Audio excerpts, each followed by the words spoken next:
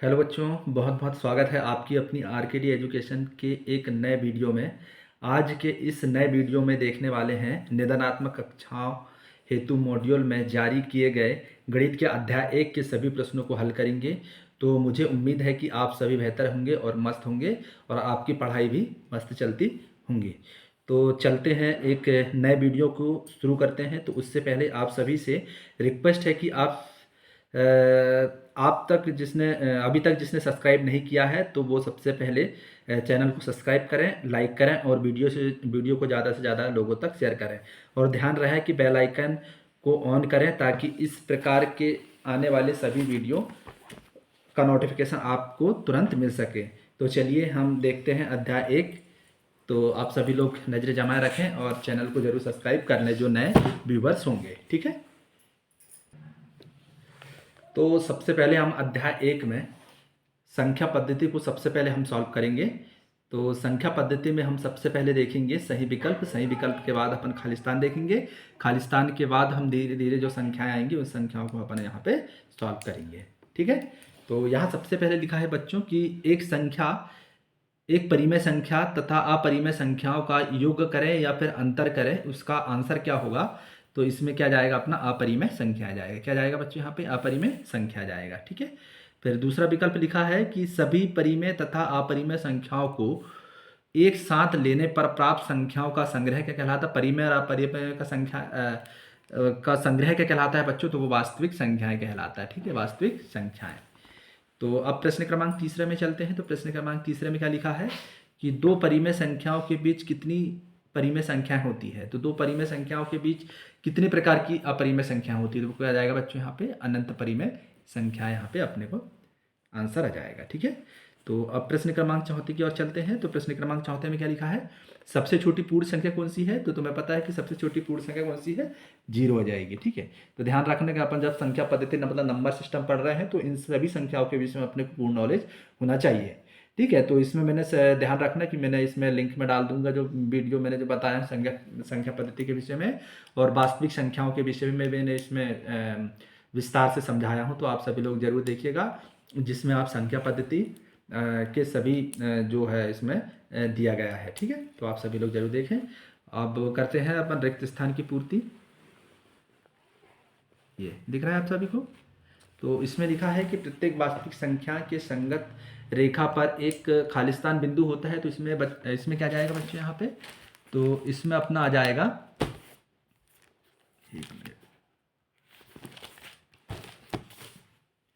ठीक है। चलो अब देखते हैं अपन।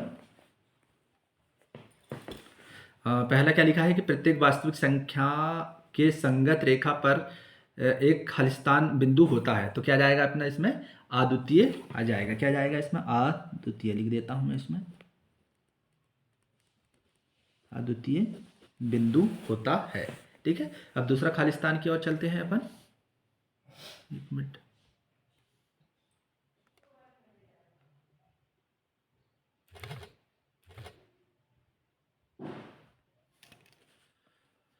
तो दूसरे में क्या लिखा है कि एक खालिस्तान संख्या का दशमलव प्रसाद शांत या नफसानी तथा आवृत्ति होता है। तो इसमें क्या जाएगा बच्चों यहाँ पे, तो यहाँ पे आ जाएगा अपना परिमेय संख्या जाएगा। क्या जाएगा यहाँ पे, परिमेय संख्या।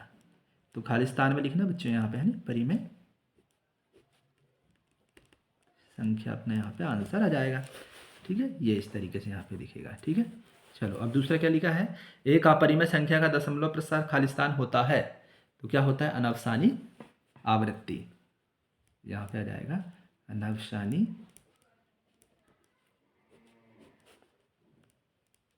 आवर्ती, ये इसका आंसर हो जाएगा, अनफसानी आवर्ती।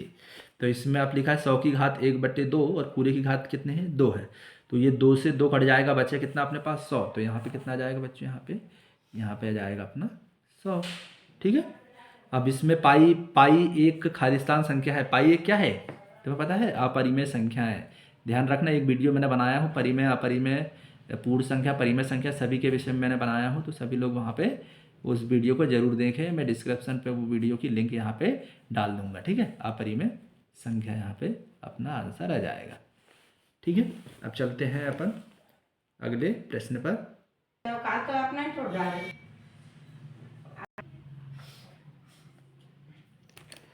तो यहाँ पे हम देखेंगे प्रश्न क्रमांक 3 को, सत्य और असत्य को लिखिए। यहाँ पे सत्य और असत्य अपने को बताना है कि इसमें कौन सा सत्य है और कौन सा असत्य है। इसमें लिखा है कि संख्या s को अपरिमेय संख्या कहा जाता है यदि p बटे q के रूप में लिखा जा सकता है, जहाँ p व q एक पूर्णांक है तथा q नॉट इक्वल टू 0 है। तो इसमें क्या जाएगा अपना, सत्य आएगा या असत्य आ जाएगा? तो इसमें जाएगा बच्चों अपने यहाँ पे असत्य आएगा। क्या जाएगा? असत्य। जैसे अपरिमेय के जगह में अगर परिमेय आता तो ये पूरा सत्य आ जाता, लेकिन क्या लिखा है यहाँ पे अपरिमेय है, इसलिए क्या जाएगा, ये असत्य आ जाएगा। ठीक है। फिर इसी तरह हम अगला क्वेश्चन देखते हैं। प्रत्येक पूर्णांक एक परिमेय संख्या होती है, तो क्या जाएगा, ये सत्य आ जाएगा। क्या जाएगा बच्चों यहाँ पे, ये सत्य आ जाएगा। ठीक है।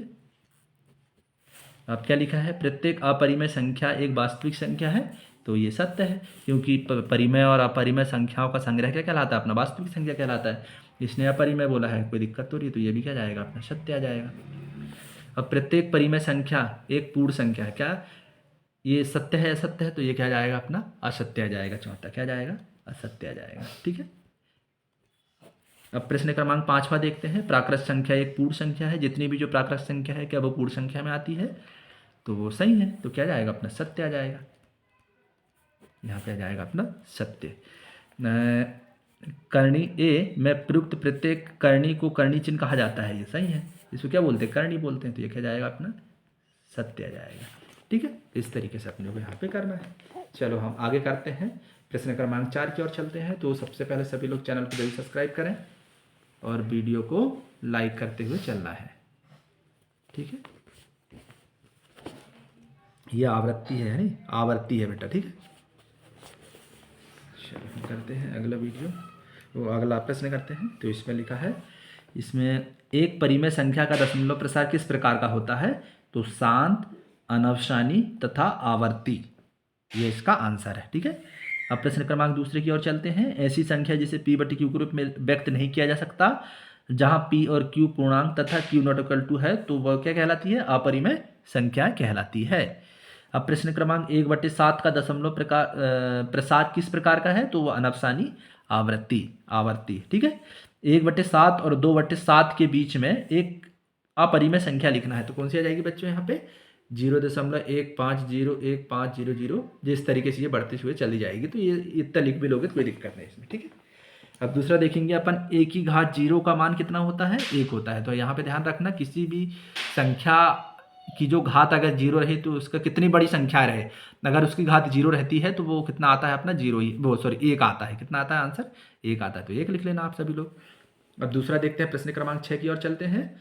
तो प्रश्न क्रमांक 6 में क्या लिखा है, तो वह संख्या जिसका दशमलव प्रसार अनवसानी अनावर्ती होता है क्या कहलाती है, अपरिमेय संख्या है। अपन ने इधर कहीं पढ़े हैं अपन ने, ठीक है, पिछला प्रश्न क्रमांक 2 में पढ़े हैं, तो ये क्या जाएगा, अपना अपरिमेय संख्या आ जाएगा। ठीक है। चलो हम प्रश्न क्रमांक आगे की ओर चलते हैं। अब हम सही जोड़ी को यहाँ पे देखेंगे। तो यहाँ पे देखना कि 125 की घात -1/3 है, तो इसका क्या जाएगा बच्चों, यहाँ पे ये इस तरीके से कर लेना, तो इसका क्या जाएगा, अपना 1/5। तो इस पहले का इस तरीके से यहाँ पे अपन डाल सकते हैं, ये पहले का आंसर है। ठीक है। अब दूसरे का क्या जाएगा, अपना √a+b और √a-b, जब हम इसे सॉल्व करेंगे तो इसका आंसर क्या जाएगा, ये वाला अपना आंसर आ जाएगा। ये कितना है, दूसरे का आ जाएगा। ठीक है, दूसरे का, या फिर इस तरीके से ऐसे भी खींच सकते हैं अपन। ठीक है। और करणी 12/3 का जब हम इसे सॉल्व करेंगे तो इसका आंसर क्या जाएगा, अपना ये आ जाएगा 2 नंबर, क्योंकि 3 × 4 = 12, करणी 4 मतलब क्या होता है, 2 × 2 मतलब 2 बाहर आ जाएगा, तो इसका आंसर कितना जाएगा, ये आ जाएगा 2। ये तीसरे का। a की घात m इंटू a की घात n को किस तरीके से लिखता है, गुणे में घाते क्या होती है, जुड़ती है, तो ये प्रश्न क्रम, ये कितना, इसका आंसर कितना जाएगा, a की घात m + n। तो अब इसका आंसर कितना जाएगा, तो a की घात m और पूरे की घात 1/n है, तो m का गुणा इसमें हो जाएगा 1 में, तो m बटे कितना जाएगा, n, तो इसका आंसर कितना जाएगा, ये वाला इसका आंसर आ जाएगा। ठीक है। तो यहाँ पे इस तरीके से अपने को सही जोड़ी भी अपनी कंप्लीट होती है। अब हम प्रश्न क्रमांक 6 की ओर प्रारंभ करते हैं। तो यहाँ पे सभी लोग ध्यान देना और समझते हुए चलना। ठीक है। तो यहाँ पे सरल करेंगे, सरल करते हुए इन सभी प्रश्नों को यहाँ पे सॉल्व करेंगे। ये मैंने यहाँ पे सॉल्व कर चुका हूँ, तो यहाँ समझाते हुए चलूँगा मैं, समझते हुए आप लोग चलना। ठीक है। चलो हम प्रारंभ करते हैं। प्रश्न क्रमांक 6 को सरल कीजिए। तो यहाँ पे क्या लिखा है, 3 धन करनी 3 और 3 ऋण करनी 3। ये क्वेश्चन इस तरीके से दिया है, ठीक है। इसको दो तरीके से अपन यहाँ पे कर सकते हैं, एक फार्मूला बेस से और एक डायरेक्ट गुणा करने से, गुणा करके भी अपन इसे सॉल्व कर सकते हैं। जैसे यहाँ पे एक धन में है, देखो यहाँ पर भी 3 है, यहाँ पर भी 3, यहाँ करनी 3, यहाँ करनी 3। जब संख्याएं सेम दी हो या फिर यहाँ पे चिन्ह अलग अलग दिए हो तो ये एक फार्मूला लगता है। फार्मूला कौन सा लगता है बच्चों, यहाँ फार्मूला लगता है ए का वर्ग माइनस बी का वर्ग बराबर क्या होता है, ए प्लस बी और ए माइनस बी वाला यहाँ पे अपने को यहाँ पे ये फार्मूला लगा हुआ है, ठीक है ना। तो इस तरीके से दिया है ये वाला, तो अपने को इस तरीके से लिखना है, जो लिख दिया मैंने, मतलब ए मतलब 3 और बी मतलब करनी 3, मतलब ए का वर्ग माइनस, ये फार्मूला माइनस है तो माइनस लगा, और बी का मान कितना है, करनी 3 है तो बी यहाँ पे लिख दिए। ये करनी वर्ग से करनी 3 कट के कितना बचा 3, और 3 की घात 2 मतलब 3 गुणी 3, तो 3 3 कितना हो जाएगा 9, तो 9 में से 3 जाएगा कितना बचेगा 6। तो इस तरीके से अपना आंसर कितना जाएगा 6 आ जाएगा, ठीक है। अगला प्रश्न करें, तो यहाँ पे देखेंगे प्रश्न क्रमांक 7 को। यहाँ पर भी सरल करना है, लेकिन ध्यान रखना, देखो ये यहाँ 3 है, यहाँ 2 है, मतलब एक ही संख्या है क्या, नहीं है, ठीक है। यहाँ करनी 3 है, यहाँ करनी 2 है, तो यहाँ पे संख्या सेम नहीं है, तो इसमें क्या करना है, डायरेक्ट गुणा करना है। इसका मतलब ये है कि इस 3 का गुणा 2 में करना है और इस 3 का गुणा यहाँ पे करना है, जो इस तरीके से यहाँ पे गुणा होगा, यहाँ पे 1 पे, यहाँ जो 1 होता है यहाँ पे ये गुणा होगा, ठीक है। ये ब्लर मार रहा है, 1 मिनट इसको सुधार देता हूँ, ठीक है। इस 3 का गुणा 2 में करेंगे, 3 दूनी 6 आ जाएगा, इस 3 का गुणा इसमें करेंगे तो यहाँ बाहर गुणा होगा बच्चों, है नहीं, 3 का गुणा इसमें होगा, 3 1 कम 3 और करनी 2 का करनी 2। पर इसी तरह से करनी 2 का गुणा इन सभी में करना है, जैसे इस 3 का गुणा इन दोनों में किए थे वैसे ही करनी 3 का गुणा इन दोनों में करना है। तो करनी 3 का गुणा 2 में करेंगे तो 2, इस 2 का गुणा इसमें होगा, तो 2 का 2 रहेगा और करनी 3 का करनी 3 रहेगा। फिर इसी तरह करनी 3 का गुणा जब करनी 2 में करेंगे तो दोनों में करनी है, लेकिन क्या है संख्या अलग अलग है, तो इसका गुणा जब इसमें करेंगे तो करनी 6 जाएगा, मतलब 3 दूनी 6, तो ये इसका आंसर आ जाएगा, ठीक है। इस तरीके से करना है। फिर अगला क्वेश्चन करते हैं अपन, प्रश्न क्रमांक 8वां को यहाँ पे सॉल्व करेंगे। तो करनी 5 धन करनी 2, ठीक है। तो यहाँ पे कैसे करेंगे बच्चों, यहाँ पर क्या लग जाएगा, ए प्लस बी का फार्मूला लग जाएगा, ए प्लस बी का होल स्क्वायर का फार्मूला लगेगा, और इसको यहाँ पे अपन सॉल्व करेंगे, मतलब ए का वर्ग धन बी का वर्ग प्लस 2ab। तो यहाँ पे एक फार्मूला लिख देता हूँ मैं, तो आप यहाँ पे देख लेना, ए प्लस बी का फार्मूला क्या होता है, ए का वर्ग प्लस बी का वर्ग प्लस 2ab, यहाँ पे ये फार्मूला लगेगा, ठीक है। तो इस तरीके से मैंने यहाँ पे बना दिया, मतलब ए धन बी का मतलब ए का वर्ग, तो करनी 5 का वर्ग, धन का धन, बी का वर्ग मतलब करनी 2 का वर्ग, धन 2 का 2 गुणित ए का मान कितना है 5 और बी का मान कितना है करनी 2, तो 2ab, ये अपना फार्मूला लगा। और यहाँ करनी 5 मतलब वर्ग से करनी कट गया बच्चा 5, वर्ग से करनी कट गया बच्चा 2, तो इसका देखो करनी 5 का गुणा जब करनी 2 में करेंगे तो 10 आ जाएगा और 2 का 2 आ जाएगा, ठीक है। तो 5 और 2 कितना हो गया 7, क्योंकि समान चिन्ह क्या होते हैं जुड़ते हैं, तो 5 और 2 कितना हो गया 7 और 2 करनी 10, तो ये इसका आंसर, ठीक है। अब हम प्रश्न क्रमांक 9 को यहाँ पे सॉल्व करेंगे। तो 9वां में भी देखो, अब भी अपन ने जस्ट अभी करे थे क्वेश्चन, ए का वर्ग माइनस बी का वर्ग बराबर क्या होता है, ए प्लस बी और ए माइनस बी वाला यहाँ पे फार्मूला लगा, जस्ट अब भी करें अपन ने, वर्ग से करनी कट गया 5, वर्ग 2, तो 5 में से 2 गया कितना बचेगा 3, ठीक है। इस तरीके से अपन यहाँ पे सॉल्व करेंगे। अब हम प्रश्न क्रमांक कौन सा करते हैं, 10वां को यहाँ पे सॉल्व करेंगे। तो 10वें में क्या लिखा है बच्चों, तो यहाँ पे 1/3 लिखा है, तो 1/3 मतलब 1 की भी घात 7 होगी और 3 की भी घात 7 होगी, जो मैंने अलग अलग लिख दिया। तो 1 की घात 7 मतलब 1 होता है, 3 की घात 7 मतलब 3 की घात 7, इस तरीके से लिख दिया। जब इसको अपन 1/3 की घात 7 को जब हटाएंगे तो ये धन 7 है, तो जब ऊपर चला जाएगा 1 हट जाएगा, तो इसमें कितना बचेगा 3 की घात -7, मतलब धन में है तो ये किस में चल जाता है, ये ऋण में चला जाता है, ठीक है। इस तरीके से अपन इससे सॉल्व करेंगे। अब हम प्रश्न क्रमांक 11 को करेंगे। अब इसमें लिखा है कि बताइए कि संख्या 5 करनी 2 और ऋण 3 करनी 2 एक परिमेय है या फिर अपरिमेय संख्या है। तो इसमें जब इसे हम सॉल्व करेंगे तो ये 2 करनी 2 मतलब अतः है एक अपरिमेय संख्या है। जब भी तुम्हें कोई संख्या में करनी लगी रहे तो वो क्या कहलाती है, अपनी अपरिमेय संख्या कहलाती है। लेकिन ध्यान रखना, करनी रहे वो वाली नहीं कहलाती। जैसे मेरे कहने का मतलब ये है कि जैसे मान लो करनी 4 रहा, करनी 4 है एक परिमेय संख्या है, और जैसे मान लो करनी 3 रहा, करनी 3 क्या है एक अपरिमेय संख्या है। लेकिन जब भी तुम्हें कोई भी अभाज्य संख्या करनी के अंदर अगर दिख रही है तो वो अपरिमेय संख्या कहलाती है। ठीक है, तो मैंने यही यहाँ सॉल्व करके दे, करनी दो क्या है, दो क्या है, एक दो क्या है, एक अभाज्य संख्या है, दो एक अभाज्य संख्या है, तो पूरी पूरी संख्या क्या बन जाएगी, अपनी अपरिमेय संख्या यहाँ पे बन जाएगी। अब हम प्रश्न क्रमांक 12 को यहाँ पे सॉल्व करेंगे। अब प्रश्न क्रमांक 12 में क्या लिखा है बच्चों, तो यहाँ पे लिखा है सरल कीजिए कि 2 करनी 7 और 7, जब इसे हम सॉल्व करेंगे तो किस तरीके से यहाँ पे करेंगे। तो 2 करनी 7 का वैसे ये 7 को अपन किस तरीके से लिख सकते हैं, 7 को लिख सकते हैं करनी 7 गुणित करनी 7, इस तरीके से लिख सकते हैं अपन, क्योंकि जब इसका गुणा जब इसमें करेंगे तो अपने को 7 ही प्राप्त होगा जी, अपने हिसाब से लिखे अपन ने, क्योंकि अपन को सरल करना है और इसमें क्या लिखा, सरल करने के लिए। अब यहाँ करनी 7 से करनी 7 कट जाएगा, बचा क्या बच्चों अपने यहाँ पे 2 बटे करनी 7, जब इसका हर का परिमेय करेंगे तो इसी के तरीके से ये आ जाएगा। ठीक है, तो इसको इस तरीके से अपने को यहाँ पे सॉल्व करना है। अब हम प्रश्न क्रमांक 13 को अपन यहाँ पे सॉल्व करेंगे। प्रश्न क्रमांक 13 क्या है कि 7 की घात 1/2 और 8 की घात 1/2। ध्यान रखना कि इसमें जब घातें बराबर हो और गुणांक अलग अलग हो तो गुणांकों के गुणा हो जाते हैं, मतलब 7 का गुणा 8 में हो जाएगा और घात को एक बार लिखा जाता है।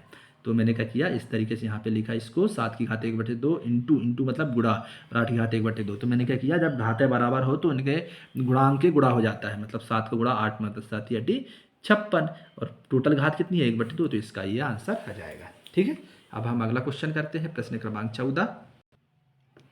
अब यहाँ पे देखेंगे 1/3 करनी 7 का हर का परिमेयकरण। हर का परिमेयकरण सभी को मैंने बताया हूँ कि एक बार वीडियो जरूर देखना आप सभी लोग, हर का परिमेयकरण कैसे करते हैं। तो हर का परिमेयकरण करने पर तो इसमें क्या करेंगे, 1/3 करनी 7 गुणित 3, इसको क्या करते हैं, जितनी जो हर का परिमेयकरण, हर का परिमेयकरण मतलब जो हर वाली संख्या को ऊपर भी गुणा करते हैं और नीचे भी गुणा करते हैं, ये है हर का परिमेयकरण। मतलब 3 करनी 7 और 3 करनी 7 दोनों को लिख दिया मैंने। अब आमने सामने जब भी यहाँ गुणा का निशान लिखा रहता है तो यहाँ पे आमने सामने गुणा होता है, मतलब 3 करनी 7 का गुणा जब एक में करेंगे तो अपने को वही संख्या प्राप्त होगी। अब जब इसका गुणा जब इसमें करते हैं तो ये करनी के बाहर वाली जो भी संख्या रहती है तो एक दूसरे से गुणा होता है, और करनी करनी का एक दूसरे से गुणा होता है। तो ध्यान रखना कि 3 का गुणा 3 में करेंगे 3 3 9 आ जाएगा, और करनी 7 का गुणा जब करनी 7 में करेंगे तो कितना आ जाएगा अपना, 49 आ जाएगा, 49 आ जाएगा, मतलब 49 आ जाएगा करनी के अंदर। और 7 गुणित 7, 49 का गुणनखंड क्या होता है, 7 गुणित 7, मतलब 7 एक बाहर निकल जाता है, इसलिए डायरेक्ट क्या लिखते हैं अपन 7। तो ध्यान रखना जब भी किसी संख्या का, जब भी कोई संख्या समान रही और वो करनी में रहती है तो डायरेक्ट अपने को वही संख्या प्राप्त होती है, मतलब ये इस तरीके से दोनों संख्या सेम है, जब इसका गुणा जब इसमें करते हैं तो कितना जाता है 7, या फिर करनी 3 का गुणा जब करनी 3 में करेंगे तो कितना जाएगा 3, इस तरीके से ये संख्या अपने को प्राप्त होती है। तो ये संख्या प्राप्त हो गई, 9 7 63 आ गया। अब इसका भाग इसमें देंगे तो 21 बार जाएगा, मतलब करनी 7/21, इस तरीके से अपना यहाँ पे आंसर प्राप्त होगा। ठीक है, अब हम करते हैं प्रश्न क्रमांक 15 को। तो यहाँ पे ध्यान देना, 125 की घात -1/3, इसको अपन ने पहले ही क्वेश्चन में कर चुके हैं। तो 125 को 5 गुणित 5 गुणित 5, मतलब 5 की घात कितनी हो गई 3। गुणनखंड निकाले अपन ने 125 का, गुणनखंड कैसे निकालेंगे बच्चों यहाँ पे, तो जैसे मान लो ये 125 लिखा है, पहले अपन 5 से भाग देंगे तो 5 दूनी 10, बच्चा 2, 25 हो गया, 5 25, फिर 5 से दिए 5 25, फिर 5 से दिए 5 1 5, मतलब 125 को कितने तरीके से तोड़े अपन ने, 5 गुणित 5 गुणित 5 के रूप में। ठीक है, ये भी लिखना आप लोग कॉपी में, ठीक है, तो कम से कम समझ आ जाए। 5 की घात 3, मतलब इसका गुणा इसमें होगा, तो जब ये 3 से 3 कट गया बचा कितना -1, तो 5 की घात -1 का मतलब कितना हो जाएगा 1/5। ठीक है, इस तरीके से ये अपना आंसर कंप्लीट होता है। और अब करते हैं प्रश्न क्रमांक 16 को। गुणे में घातें जुड़ती है और भाग में घातें घटती है। ठीक है, चलो हम प्रश्न क्रमांक 16 को यहाँ पे सॉल्व करेंगे। तो 11 की घात 1/2 और 11 की घात 1/4। ठीक है, तो ये जब हर समान हो तो घातें क्या होती है, घाते के भाग में घातें क्या होती है, घटती है। तो ये 1/2 का 1/2 लिख दिया मैंने, माइनस का माइनस, फिर 1/4, इन दोनों का लघुत्तम कितना जाएगा बच्चों, तो इसका लघुत्तम आ जाएगा अपना 4, और 4 का गुणा 1 में करें 4, और 2 का गुणा 1 में करें 2 1 2, मतलब 4 में से 2 जाएगा कितना बचेगा, 4 में से 2 जाएगा कितना बचेगा 2, और बटे में क्या है अपना 4 था तो 4 लिख दिया, 2 का भाग इसमें 4 में देंगे कितना बचेगा, 2 1 2, 2 दूनी 4, मतलब 1/2 आ जाएगा। तो 11 घात कितनी आ जाएगी अपनी 1/2। इस तरीके से अपने को यहाँ पे सॉल्व करना है। अब हम करते हैं प्रश्न क्रमांक 17। ठीक है, प्रश्न क्रमांक 17 को देखेंगे। तो 1/7 धन करनी 6, देखो, जब भी कोई सिंगल संख्या रहे तो वही संख्या से अपन एक दूसरे से गुणा करते हैं, लेकिन अभी वही सेम ही रखना है। लेकिन ध्यान रखना, ये धन की जगह क्या हो जाएगा अपना, ऋण हो जाएगा। ये धन की जगह क्या हो जाएगा, ऋण हो जाएगा बस, लेकिन संख्या सेम रहेगी। हर का परिमेयकरण करने पर पहली स्टेप ये रहेगी कि हर का परिमेयकरण करने पर, तो ये संख्या को पूरी पूरी अपन ने वैसे लिखी है और गुणा में लिखते हैं, क्योंकि अपन ने हर का परिमेयकरण पहले करे थे तो गुणा में करे थे, ठीक है। तो ये धन में है तो ये किस में आ जाएगा, ऋण में, मतलब करनी 7 ऋण करनी 6 बटे करनी 7 ऋण करनी 6, ठीक है। अब क्या करते हैं, यहाँ गुणा का निशान है तो क्या करते हैं अपने आमने सामने गुणा होगा, ठीक है। तो ये कर दिया अपन ने। तो ध्यान रखना, ये एक कोष्टक में इसको लिख लो और एक कोष्टक में इसको लिख लो, जो मैंने यहाँ पे लिखा हूँ, ठीक है। करनी 7 धन करनी 6 और करनी 7 ऋण करनी 6, ठीक है। इस तरीके से अब तुम्हें बताया था कि एक फार्मूला लिखा था मैंने, ए का वर्ग माइनस बी का वर्ग वाला फार्मूला देखे थे आप लोगों ने। तो वो वाला फार्मूला आप लोग इधर साइड में लिख लेना, कहीं भी लिख लेना, जब जगह जगह तुम्हें दिखेगी तो वो जगह पे आप लोग यहाँ पे लिख लेना। तो यहाँ पे ये फार्मूला लगा है, मतलब करनी 7 धन करनी 6, ये बेसिक वैसे लिखा हूँ मैंने, सॉरी, यहाँ जो ऋण है, ठीक है, यहाँ ऋण आएगा, क्या आ जाएगा बच्चे, यहाँ पे ऋण आ जाएगा, ठीक है। और मतलब करनी 7 का वर्ग ऋण करनी 6 का वर्ग, जो फार्मूला मैंने बताया था, फार्मूला क्या होता है यहाँ पे जस्ट नीचे लिख दे रहा हूँ, ठीक है। ए का वर्ग माइनस बी का वर्ग बराबर क्या होता है, ए प्लस बी और ए माइनस बी, यही फार्मूला होता है। ये फार्मूला अपना यहाँ फॉलो होगा, ध्यान रखना बच्चों, है ना, ये वाली संख्या पे। तो मतलब इस तरीके से दिया है, इस तरीके से दिया है, तो अपन इसको इस तरीके से लिखेंगे, ये लिखा है, ठीक है। तो मतलब ए का वर्ग मतलब करनी 7 का वर्ग और बी का वर्ग मतलब करनी 6 का वर्ग लिखा हूँ, ठीक है।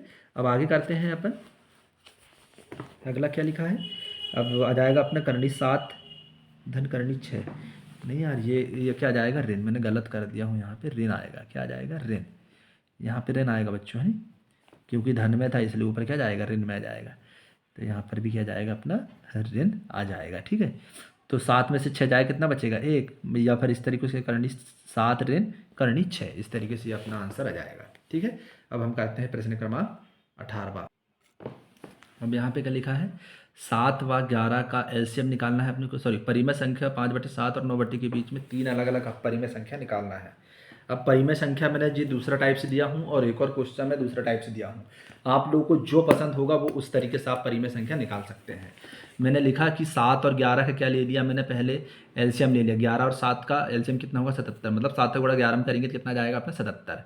इसका मतलब क्या है कि इस ये 77 जो लिखा है, एलसीएम कितना आ गया, 77 आ गया, ठीक है। तो इसका मतलब क्या है कि ये 5/7 है, तो एक दूसरे के 5/7 है, इस 11 का अंश और हर में गुणा करना है, तो 11 साथ कितना हो गया, वो 11×5 = 55 हो गया और 11 साथ 77 हो गया। फिर इसी तरह अब जैसे 9/11 का लिखा है, तो 9/11 में अपन किससे गुणा करेंगे, 7 का, किसका, 7 का, तो 9/11 और गुणा में क्या कहते हैं, 7/7, ठीक है। इस तरीके से 9×7 = 63 हो गया और 11×7 = 77 हो गया। तो अपने को 3 संख्या निकालना है, तो 55 के बाद 56, 57 और 58 कर देना, जो मैंने यहाँ पे लिखा हूँ, मतलब 56/77 और 57/77 और 58/77, इस तरीके से कर सकते हैं, ठीक है। अगर किसी को समझ नहीं आया होगा तो ये जो 11 लिखा है, जो हर में जो संख्या लिखी है नहीं, जो एक दूसरे के आंसर हर में गुणा करना पड़ता है, 5/7 में 11 का गुणा करना है आंसर हर में, और 9/11 में इस 7 का गुणा करना है आंसर हर में। इस तरीके से मैंने यहाँ पे किया, इस करने के बाद आपने की ये संख्याएं प्राप्त हो गई, ठीक है। अब हम करते हैं प्रश्न क्रमांक 19 को। प्रश्न क्रमांक 19 को अपन यहाँ पे देखेंगे, तो 1/2 धन करनी 7 के हर का परिमेयकरण निकालना है। तो अब भी जस्ट किए अपन ने हर का परिमेयकरण, धन वाली संख्या ऋण में हो जाती है, ठीक है। तो यहाँ पे मैंने फिर से गलत कर दिया था, जो लिख यहाँ पे मैंने मिटा दिया था, ठीक है, ठीक है। करते हैं हर का परिमेयकरण, हर का परिमेयकरण मतलब ये वाली संख्या गुणा में 2 ऋण करनी 7 और 2 ऋण करनी 7, धन में था तो ऋण में लिख दिया मैंने, ठीक है। अब आमने सामने गुणा होगा तो 2 ऋण करनी 7, अब ये डबल बार है तो मैंने इसको जैसे के तैसे लिख दिया। अब तुम्हें पता है कि फार्मूला मैंने जस्ट लिखा था, उसको बार बार लिखने की ज़रूरत नहीं है, जो मतलब 2 का वर्ग माइनस करनी 7 का वर्ग, मतलब a का वर्ग माइनस b का वर्ग = a + b और a - b, ये होता है। तो मैंने वो लिख दिया, इसको डायरेक्ट मैंने यहाँ पे कर दिया, 2 दूनी 4 हो जाएगा, 2 दूनी 4 हो जाएगा, माइनस वर्ग से करनी कट गई तो बचा कितना, 7। तो ऊपर वाला वैसे सेम रहेगा, मतलब 7 में से 4 जाए कितना बचेगा, 3, और बड़ी संख्या सामने ऋण है तो इसलिए आंसर में रहना जाएगा। इस तरीके से अपन यहाँ पे सॉल्व करेंगे। चलो हम अगला करते हैं प्रश्न क्रमांक 20 को। 20 में भी हर का परिमेयकरण मोस्ट IMP रहेगा, ठीक है। तो 5/3 धन करनी 5 को हर का परिमेयकरण ज्ञात करो। तो यहाँ पे देखेंगे 5/3 धन करनी 5, इसका हर का परिमेयकरण करेंगे, सेम अपने को जैसी वो है जो नियम लगाए अपन ने वो सेम चलेगा सभी में, ठीक है। तो इसमें 5 बटे करनी 3 धन करनी 5 गुणा में ये धन वाली संख्या तो ऋण में बदल जाता है, जो ऋण लिख दिया हूँ मैंने इस तरीके से, और आमने सामने गुणा होगा, ठीक है। तो इसका गुणा जब इसमें होगा तो मैंने 5 को वैसे लिख के इसको वैसे लिख दिया मैंने, ये 5 अलग लिख दिया, ये वाला 5, और ये करनी 3 कहाँ गया, ये करनी 3 ऋण करनी 5 एक दूसरे से गुणा कर दिया, मतलब कोष्टक के बाहर कर दिया, मतलब गुणा करेंगे अपन इसमें ज़रूरत पड़ेगी तो, ठीक है। अब मैंने क्या किया, अगर बटे में जो चल रहा था ये करनी 3 धन 5 और करनी 3 ऋण 5 दोनों को एक साथ लिख दिया, यहाँ पे लग जाएगा फार्मूला, मतलब करनी 3 का वर्ग और करनी 5 का वर्ग, जो मैंने यहाँ पे लिखा हूँ। इससे वर्ग से करनी कर गया कितना बचा 3, और वर्ग से करनी कर दिया कितना बचा 5, मतलब 5 में से 3 जाए कितना बचेगा 2, और बड़ी संख्या के सामने ऋण है इसलिए यहाँ पे ऋण आ गया। तो इस तरीके से अपन यहाँ पे सॉल्व करेंगे। अब हम करते हैं प्रश्न क्रमांक 21 को, प्रश्न क्रमांक 21, ठीक है। इस तरीके से अपन यहाँ पे सॉल्व करेंगे। अब इसमें लिखा है बच्चों कि x बराबर 1.27 पे पार लगा है। अब इस तरीके से क्वेश्चन अपने को यहाँ पे देखने को मिलेंगे, तो लेकिन ध्यान रखना 27 पे बार लगा है, मतलब कितनी संख्या में बार लगा है, 2 संख्या में बार लगा है। तो 2 संख्या में जब भी बार लगा रहता है तो समीकरण 1 पे हम 100 का गुणा करेंगे। जितनी संख्या पे बार लगा रहता है, जैसे मान लो एक संख्या पे बार लगा है तो 10 से गुणा करेंगे, 2 संख्या पे बार लगा है तो 100 से गुणा करेंगे, 3 संख्या पे बार लगा है तो 1000 से गुणा करते हैं। इस तरीके से अपने जीरो बढ़ते चले जाते हैं। तो जब मैं इसका जब प्रसार करूंगा तो x बराबर के इस तरीके x मान के चलते अपने x बराबर 1.27 बार, तो x इजिकल टू 1.272727 जो मैंने यहाँ पे बार बार लिख दिया, क्योंकि 27 पे बार लगा है, मतलब 27 की पुनरावृत्ति हो रही है। इसको मान लिया मैंने समीकरण नंबर 1। अब मैं क्या कर रहा हूँ, इस पूरे समीकरण पे किससे गुणा करूंगा, 100 का गुणा करूंगा। मैंने जस्ट अभी पहले बोला था कि कितनी संख्या में लगा है, 2 संख्या में लगा है, इसीलिए किसका गुणा करना है, 100 का। तो समीकरण 1 में मैं 100 का गुणा करूंगा तो इस पे भी 100 का गुणा होगा और इस पे भी 100 का गुणा होगा। जब भी हम इस समीकरण में 100 का गुणा करते हैं तो ये वाला दशमलव उठ के, अब 100 में कितने जीरो होते हैं, 2 जीरो होते हैं। कितने जीरो होते हैं, 2, मतलब ये दशमलव उठ के 2 संख्या के साइड में चला जाता है, जो मैंने यहाँ पे लिखा हूँ। तो जब 100 का गुणा करेंगे x में तो 100x हो जाएगा, बराबर इस 100 का गुणा इसमें इस समीकरण में करेंगे तो ये दशमलव उठ के यहाँ पे आ जाएगा, मतलब 127.2727 इस तरीके से यहाँ पे आ जाएगा, ठीक है। इस तरीके से यहाँ पे मैंने लिख दिया। अब क्या करेंगे, समीकरण 2 में से 1 को घटा देंगे, मतलब समीकरण 2 माइनस 1 से। तो समीकरण 2 को पहले लिखेंगे मैंने, समीकरण 2x बराबर 127.2727, ये दशमलव है, ध्यान रखना ये क्या है, दशमलव है। तो ध्यान रखना कि जब भी अपन घटाएं तो दशमलव के नीचे दशमलव जरूर लिख लेना। संख्या को इधर किधर हो जाएगी कोई दिक्कत नहीं, लेकिन दशमलव जहाँ पे है उस दशमलव की दशमलव लिख देना, संख्याओं को लिख देना।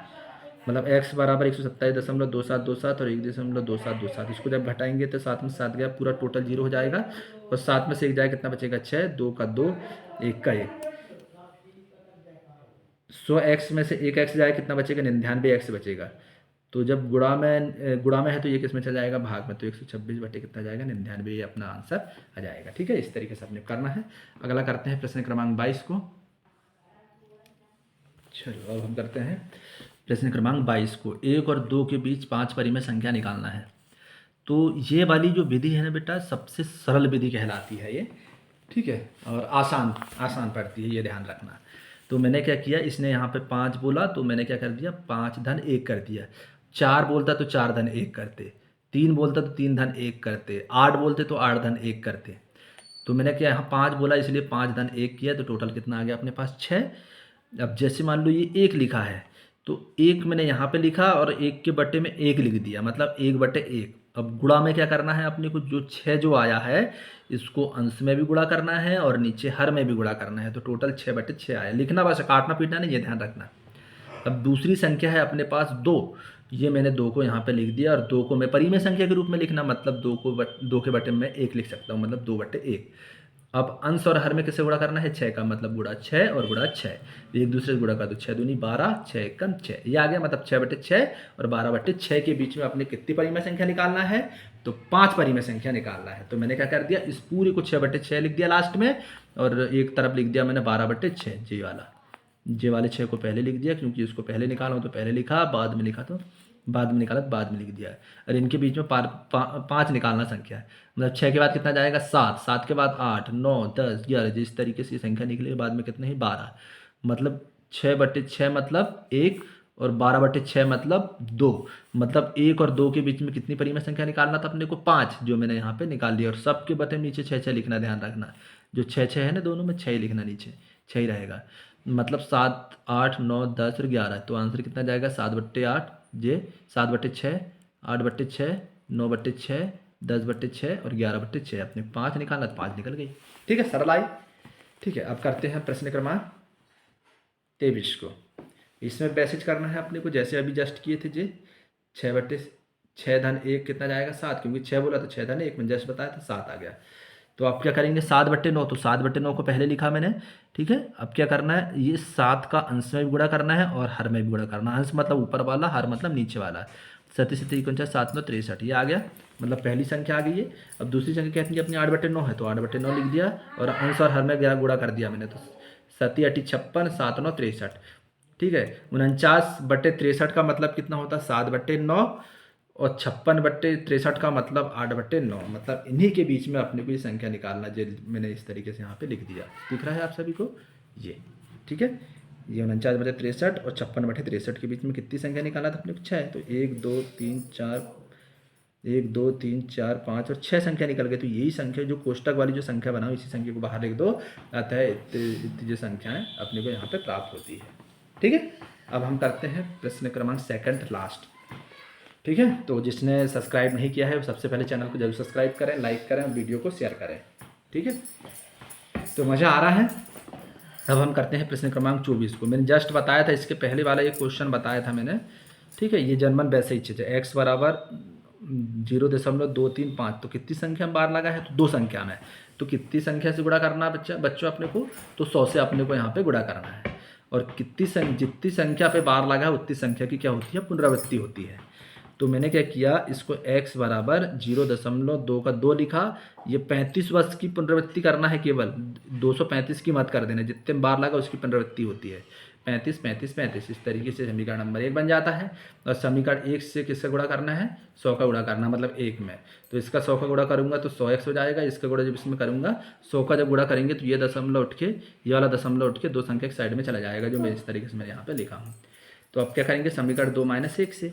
तो मैंने क्या किया हूँ यहाँ पे, 100x बराबर इतनी ये संख्या प्राप्त हुई, तो दशमलव के नीचे दशमलव लिखना है।